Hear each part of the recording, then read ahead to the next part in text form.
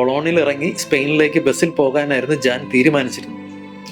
എന്നാൽ താൻ പോർച്ചുഗൽ വരെ ഉണ്ടെന്നും പോകുന്ന വഴിക്ക് ജാനിനെ സ്പെയിനിൽ ഇറക്കാമെന്നും ജൂള് ഉറപ്പു കൊടുക്കുന്നു.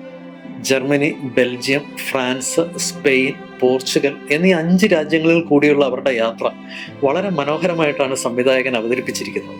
മനുഷ്യരെപ്പറ്റിയും അവരുടെ വികാര വിചാരങ്ങളെക്കുറിച്ചും കുടുംബ ബന്ധങ്ങളെക്കുറിച്ചും രാഷ്ട്രീയത്തെക്കുറിച്ചും ലൈംഗികതയെക്കുറിച്ചുമൊക്കെ ഇരുവരുടെയും കാഴ്ചപ്പാടുകൾ ആ യാത്രയിൽ അവർ പങ്കുവെക്കുന്നു. സ്പെയിൻ മുതൽ പോർച്ചുഗൽ വരെയുള്ള പിന്നീടുള്ള അവരുടെ യാത്രയിൽ അവർ പോലും അറിയാതെ ഇരുവരുടെയും ജീവിതം മാറി മറിയുകയാണ്. മനോഹരമായ യൂറോപ്യൻ കാഴ്ചകളും ബാക്ക്ഗ്രൗണ്ട് മ്യൂസിക്കും നല്ലൊരു ഫീൽ ഈ സിനിമയ്ക്ക് സമ്മാനിക്കുന്നുണ്ട്. 2 പേർ മാത്രം പരസ്പരം സംസാരിച്ചു കൊണ്ടിരിക്കുന്ന ഒരു സിനിമയിൽ ഒരു നിമിഷം പോലും കാഴ്ചക്കാരനെ ബോറടിപ്പിക്കാതെ ആ യാത്രയ്ക്കൊപ്പം കൊണ്ടുപോകാൻ കഴിഞ്ഞതിൽ ശക്തമായ തിരക്കഥയുടെയും പ്രധാന കഥാപാത്രങ്ങളെ അവതരിപ്പിച്ച മാല എം ഡെ, ആൻഡൺ സ്പൈക്കർ എന്നിവരുടെ പ്രകടനങ്ങൾ സുപ്രധാന പങ്ക് വഹിച്ചിട്ടുണ്ട്.